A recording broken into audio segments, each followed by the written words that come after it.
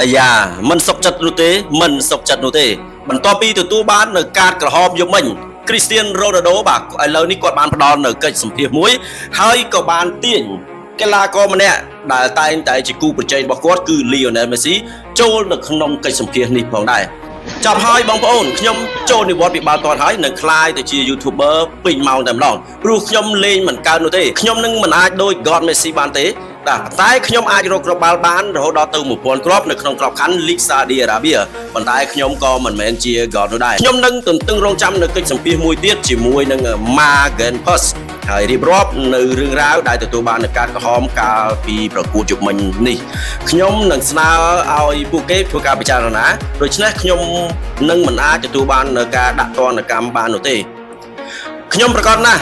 100% គឺអញ្ញាកដាលម្នាក់នេះគឺជា fan របស់ Lionel Messi តែម្ដងខ្ញុំគឺជា Ronaldo អ្នកមិនអាចដេញខ្ញុំបានទេបាទដូច្នេះខ្ញុំនឹងប្តឹងទៅ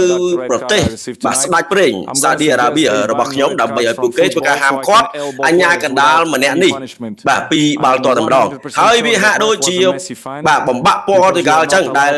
នឹងមិនអាចឈ្នះក្នុងពានរង្វាន់ World Cup ក្នុងឆ្នាំ2026នេះបាទពីព្រោះកសិករដំឡូងអ៊ីឡង់បានធ្វើការបបាក់រួចទៅហើយអ្នកគ្រប់គ្រងអ៊ីឡង់គឺពិតជាអាក្រក់ណាស់ខ្ញុំស្ទើរតែយំម្ដងទៀតបាទដោយការដែលខ្ញុំយំពេលដែលសុទ្ធបាល់ពេលនាទីមិនចូលទល់នឹងប្រទេសស្លូវេនៀ